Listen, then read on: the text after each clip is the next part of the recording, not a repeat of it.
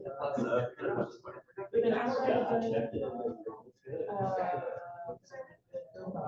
I'd done all 96, they asked me for 16 more. Oh, Shai is telling a story.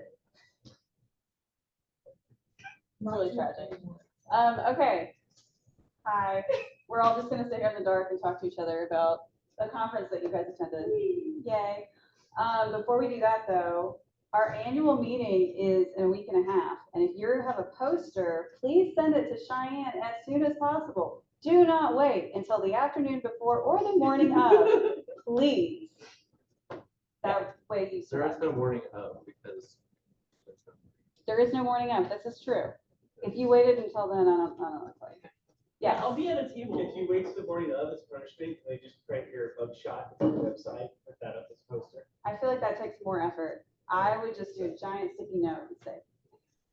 Or you have to instead print them all out on 8.5 by 11 and tape them together. Oh, and bring them to the table. That's a nice punishment. That's what you have to do.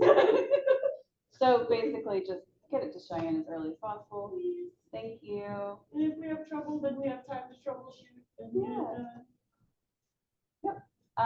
Any other things before we get the show on the road? No. Okay, cool. So for those speaking, I do have this. You don't have to, you just have to project and stand here, but it is here if you need it and you can't project, which I'm working on. Anyway, and I have this prompt for those that don't know exactly what they're supposed to talk about. This is your reminder. We're starting with Gina. Get your slides. I'm getting the slides. I made slides. Yay! Right. That's where you were. Okay, so I started out with a little hike before the conference, just because, why not? So I went to two little state parks. One was the South Mountain State Park and hiked to the High Shoals Falls. And like a bad geologist, I don't have a scale because it was, cordoned off, but it's pretty tall. It's amazing. It's beautiful. I can highly recommend if you want. It's an easy hike. And then I also went to DuPont State Recreational Forest, High Falls. That's also very accessible and an easy hike if you are ever in that area. It's beautiful. All right, so that was before the conference. And then the main thing that I did at the conference was I sat at the AWG booth for pretty much the whole time. And so hopefully you all know about AWG because I have been around here for like 5 years talking about it. So obviously the objective for us to have the booth was to recruit new members. And so we're talking about all the benefits that one can have if you join AWG. And we signed up 104 people. Well, it's not new members, but they all gave us their contact information that they were interested in potentially joining. So now we just have to follow up and, basically make them actually sign up and pay their membership fees. And we had one person who actually signed up in person right there, and that's Frank Atkinson. So we had a good traffic at the booth, and we also had a social shared together with the Paleontological Society. Some of the people from KJS who were at the meeting were there as well. And I don't know if you knew that, but apparently together the AWG and the Paleontological Society paid $1,200 at Mellow Mushroom for all the pizza and beer. I bought my own beer. I didn't know that they were paying. So next time there is an AWG Paleo Society meeting, I'm just saying maybe you want to attend. And put down, like, there's a sign-in sheet and just say AWG, you are with AWG, okay? So yeah, so that was that part. And so yeah, so that's Tisha Kelly, who is a professor emerita, and then that is Caroline Olsen, who is still working at USGS. We're kind of like half retired, half working. Wonderful ladies. All right, connections highlights. I think for me as a researcher, the best connection was to finally actually meet in person with Jen O'Keefe, who is at Morehead State University. And she actually introduced a bunch of students to me that who are interested in pursuing a master's degree, working in immunology, pathology, critical minerals topics. So that was great to talk with some of these students, and maybe they were all a year or two away from graduating. So maybe in the future they can be potential grad students to work on some of the Earth MRI projects with me. There were also a few HGS geologists attending who are working on the critical mineral assessment program there. So it was nice to chat up and talk about how those are going. And then that's kind of also was a good connection to make. So the Society of Economic Geologists had a booth as well. And so I talked with the person who was in the booth and, basically trying to figure out how I can become more involved with the organization. So, that's just something that would help KGS UK to have a stronger presence in economic geology in the future. And then for talks, there were definitely a bunch of talks that were about economic geology, critical minerals. I was definitely surprised by the geographical range. I somehow always assumed that these regional GSA meetings are focused on that particular region's geology, and that was definitely not the case. They were talking about all over the US and also outside of the US. So that was interesting. This was my first regional GSA.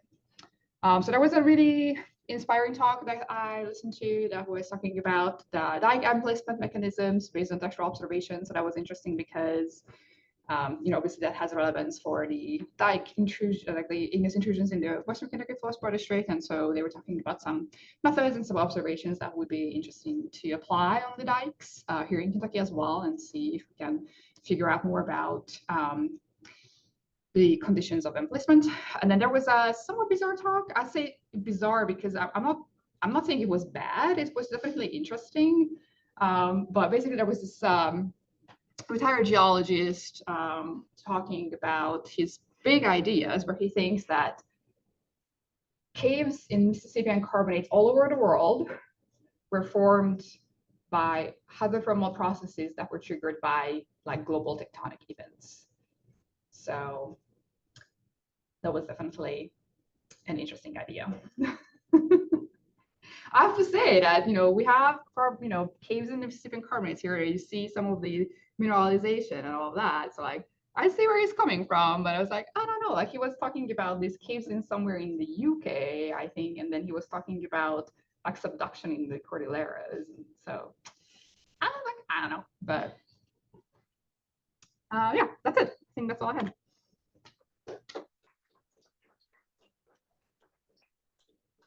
Okay.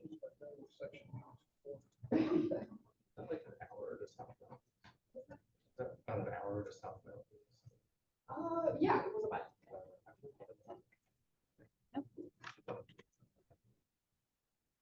Okay, now Devin. Hey. So I'll probably do a little bit out of order. We'll be doing what I did, learn what I did, what I learned, that's redundant, whatever. Who I met, resource opportunities. Yes, I did get stuck in the I-40 jam like most other people. So before even leaving the state, got to look at that nice little mass movement on the Kentucky River on I-75. So you may have noticed them futilely putting up that little barrier there. Very cute. Ran into the actual mountains and metamorphics on the way down. I read. Yes. Sorry. Yeah. Mountainous terrain, whatever, and metamorphics. I put that in parentheses. That's different. Mostly. I went down with an EES van. It was literally just me, Ethan Davis, Max Mickelson, and Eamon. So it was a very, small group, but we basically talked about geology the whole time and how we have no idea what any of this metamorphic crap is, but it looks cool. So yeah. So actually getting to the conference, first thing I realized is that they don't know what their art means either at the actual Renaissance. So that was interesting. But I think one of my favorite oral sessions was the geoscience education. I listened to every single one of those talks and found them all very useful for both communicating with general public and with students, especially getting them involved in geoscience, which is very much a mission of ours. And the ending of that one was really entertaining, watching Bob Hatcher there talk about countertopology as a very interesting emerging field specialty in geology. So I found that very interesting. This is what I was here to do, present my 3D modeling poster update for all the stuff I do. So yeah, if you want to look at that, come to the annual meeting, I guess it'll be there.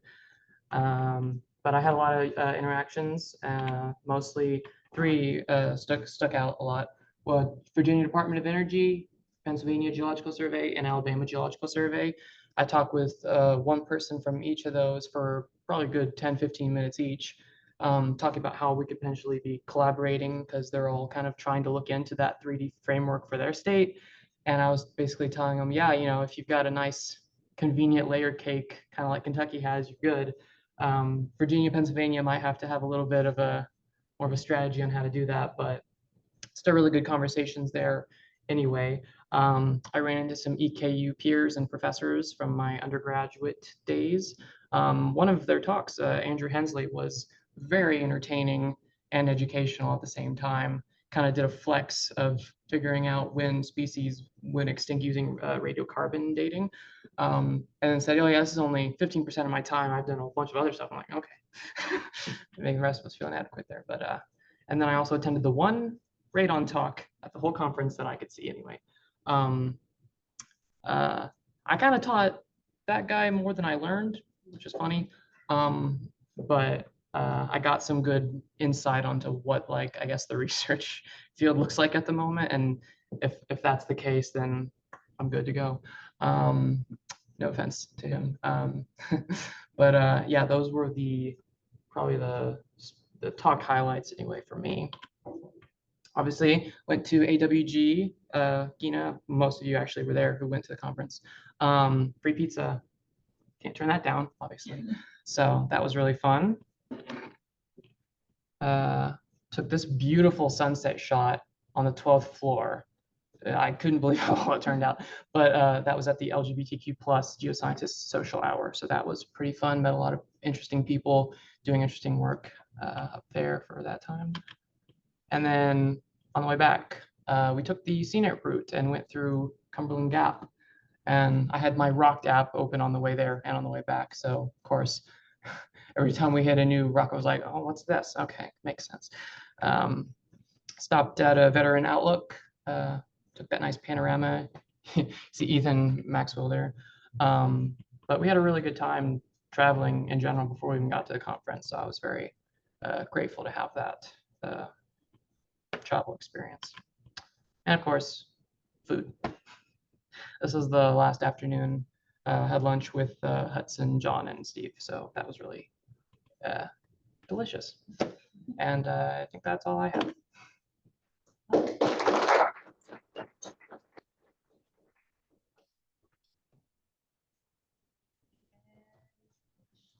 John.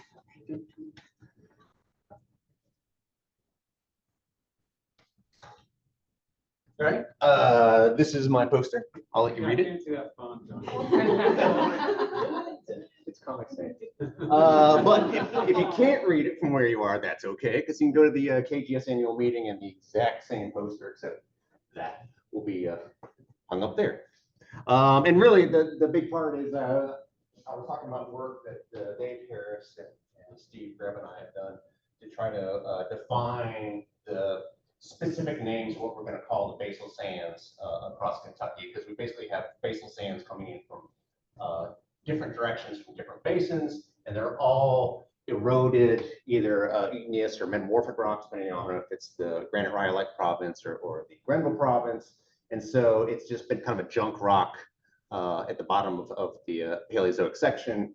And in different areas, we know that it's obviously a different, the rock the basal sands over here are not the same as basal sands over here in the state. And the geologists kind of knew that. But once we started getting into these large multi-state CO2 sequestration research partnerships, it became a database issue because, you know, two things called the basal sand, obviously the database is going to think that's the same horizon, that it's continuous and that they have the same properties. And that's definitely not the case. So we wanted to kind of plant a flag in the ground and separate the three. So I was there to talk about that. As far as who I met, I talked to a couple people that were also looking, let me see, I'm blanking on her name, but she's a researcher with the Western Carolina University, and they were looking at the basal sands in, we don't have a map, but kind of near the Bristol, Tennessee area, which is an overthrust, but you could, you know, extrapolate, it's probably the same sands from Kentucky. There's overthrust from virtually over here up onto the Belling Ridge, or overthrust area, sorry. And I also talked to a guy that works for the USGS office in Anchorage about their compilation of a new statewide map, geological map for Alaska.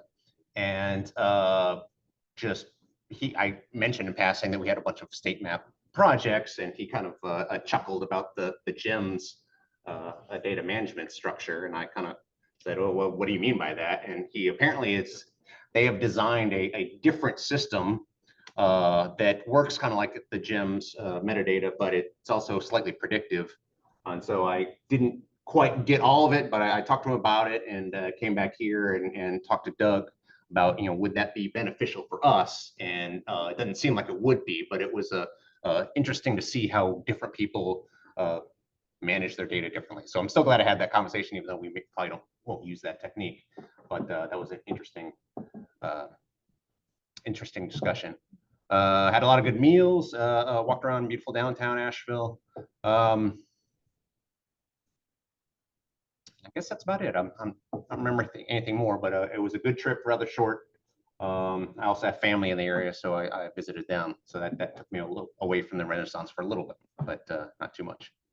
But yeah, you can see this poster in what was it, 14 days? Yeah. 18 yeah. days, Whatever that is. Week and a half. Yeah, it's on the 15th. Okay, so I'll go to an updated version. Yeah. And if all you need to change is those little squares, we could just print those out on smaller paper. Just Post-it notes. Yeah. So, Save paper. Thank you.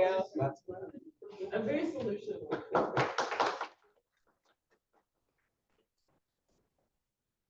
We have keys with little post-its. Yeah. You could use, I have mailing labels that have our address on them. Matt. I don't have slides. All right. Yeah. Old man with no slides, just talk. overhead? Yeah.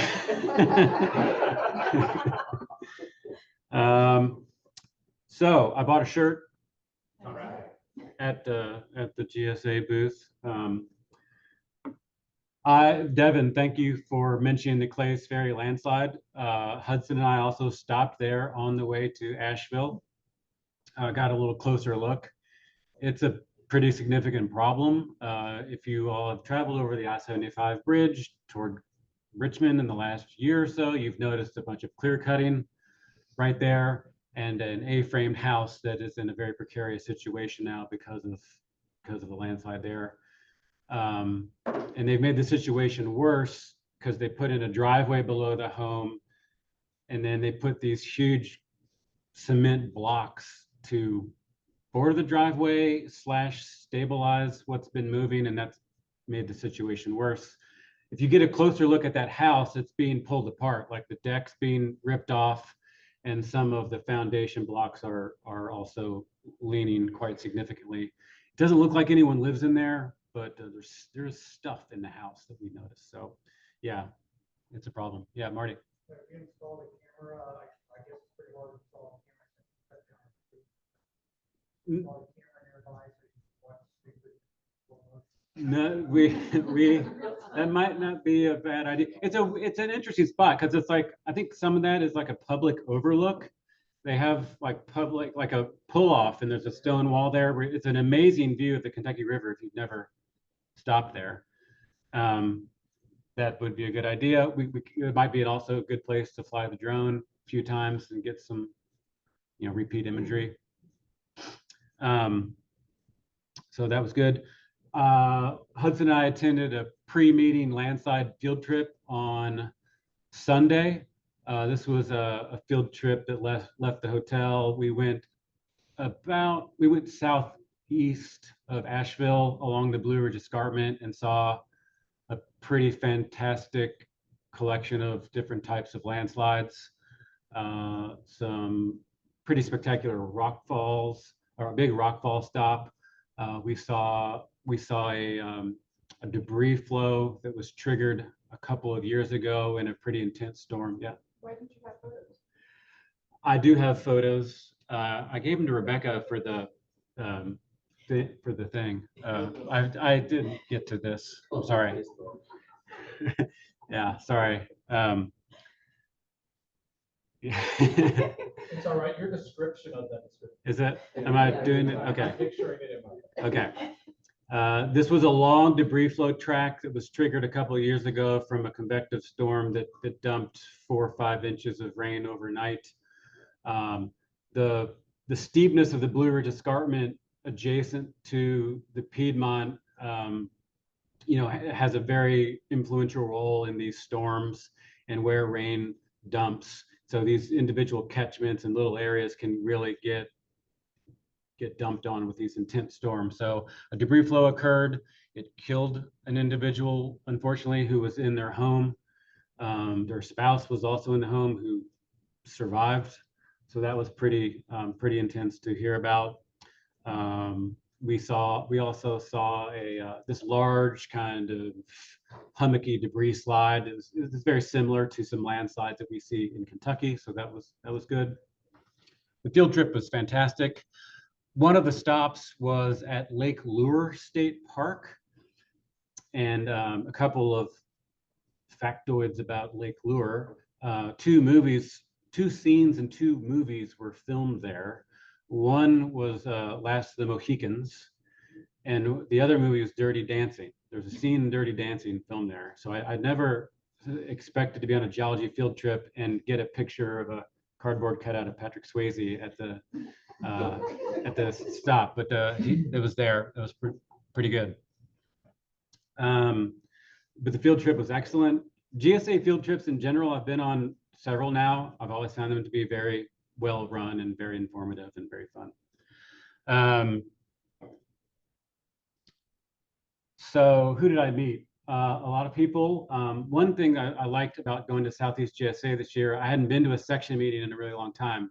I usually go to the annual meeting, but I reconnected with actually some older geologists who do geologic mapping and geochronology and some structural geology stuff in the Piedmont of Virginia and North Carolina. And I did a little bit of that in my former life when I was in grad school at EKU.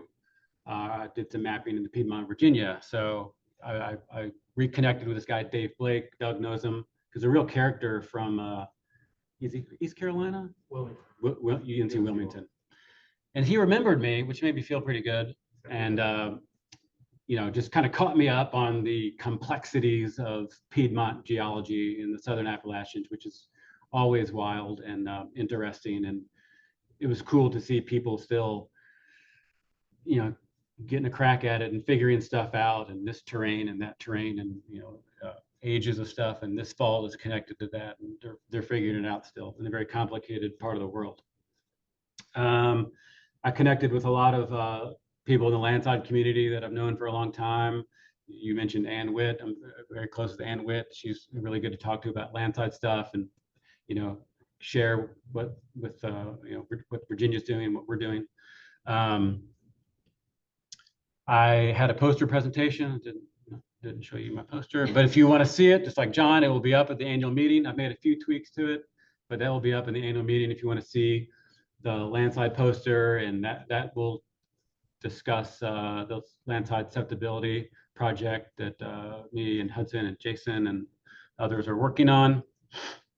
I connected with some USGS people about the Landside Hazards Program grant opportunity, which is a new program. It's just released, and I am going to submit a proposal in this new program. And I also connected with someone there that I hope to submit with. So that was cool to kind of get that part going.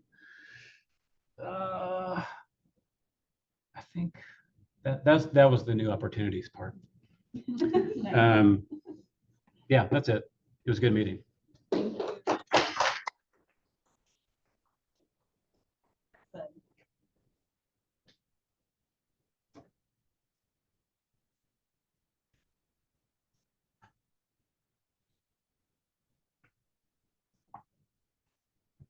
Yeah, like Matt said, we did a lot of the stuff together. We did pretty good at this meeting, this section meeting. A lot of landslide stuff was going on. The field trip was really cool. Like Matt said, Lake Lure, Dirty Dancing's up there. Rick Wooten gave John's lecture in this very room maybe 2 years ago at this point, in which he showed that convective storm that caused all those debris flows. So it was pretty impressive to stand in one of those things that he had shown on the map there. They're more joint controlled, so they get these sort of steeper benches than we have out here, but there are a lot of analogs. So that was very useful for me to see that between the two of them. What else? Yeah, again, a lot of landslide stuff at this meeting. A lot of landslide people were there. The keynote speaker was actually Jen Bauer, who Appalachian Landslide Consultants is like, it's her own firm. She used to work at the North Carolina Geological Survey before they were, I suppose, liquidated. But and so she gave a talk about landslide hazards, but also the sort of the why we do what we do and what have you. And it was a nice talk. What else? I also went to Hatcher's counter topology talk. It was absurd. It's very incredible. He had his daughter, a professional photographer, take a lot of photos of his new granite countertops that he put into his kitchen. And then he broke down it wasn't a granite. And he tried to find these things in there and infer motion. It was one of the craziest things I've ever seen. And completely deadpan, presenting it like it was scientific research. It is, it's emerging field. Yeah, yes. I think he did talk about that. Yeah. If they're dark, that's what he called them. All of them, just gabbros. Yeah.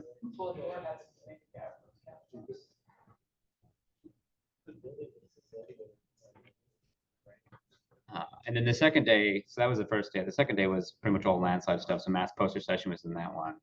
And then we had a session in the afternoon. A lot of good posters about sort of things that we could use, computational stuff, all sorts of things. I took photos of those posters. You guys don't want to see those. But I gave a talk in the afternoon session about some of the physical landslide modeling we've done in the past, and we sort of left on the wayside. That will not be the poster I have, so you guys will never see that talk. But it will probably be an internal publication once I put that together. I've been saying that for maybe 4 years now, but it'll come around. It's a PISA, which is a physical modeling program. And we talked about some of the case studies that I've tried to see how flexible this model is for landslide modeling. Of course, that's not what we actually do. What we do is going to be a Matt's poster. It's more of a machine learning thing.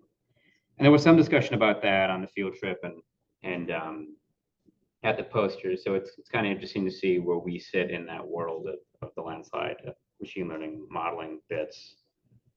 I'm trying to remember anything else. I went bird watching at the North Carolina Asheville University's botanical gardens. I didn't see anything that interesting, just a hermit thrush, bluebird and 2 black bears. So yeah, 2 black bears. They're not birds, no. Yeah, they were on the ground. Right. It was good for me to meet a lot of these other landslide people that I had not yet met, more local. Again, I saw a lot of good landslide specific talks and a counter topology. The resource bit, Matt kind of touched on a little bit with these USGS things, but it's more of a broader hazards initiative that they're going for. They were really interested in our sinkhole brochure actually, and sort of starting a national level sinkhole hazard program. And so they wanted to see what we were up to. I wanted to learn more about it. I was like, I don't have the full answers there, but that was nice. That was Sarah Hull. So I think that's it. Thank you.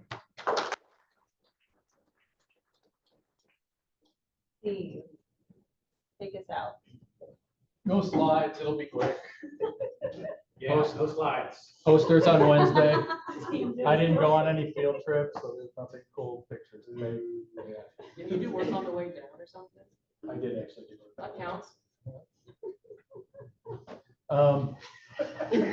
That threw me off. Met people I know down there. They had a long list of, please get this for me when I got back. Reprints, map locations, resource locations. Somebody at Tennessee Knoxville has found microscopic little starfish in different shales. So he wanted samples of Pennsylvania through Ordovician shales, so he can look for them. I said, I do that. So started collecting those 2 weeks ago. Took a lot of pictures of everybody. Saw, I think, almost everybody's talk or poster. I took pictures. Thank you. And Rachel, so if you didn't like your picture, it's my fault. All right. What else? Oh, John and me met somebody from Battelle who's working on the basal sands in Tennessee, I think out of their office in New York, which was unusual. So wasn't familiar with any of the stuff that's been done through the Columbus office, but we'll work together with her to try to do some stuff on the southern border. And just my poster on Wednesday. Hey.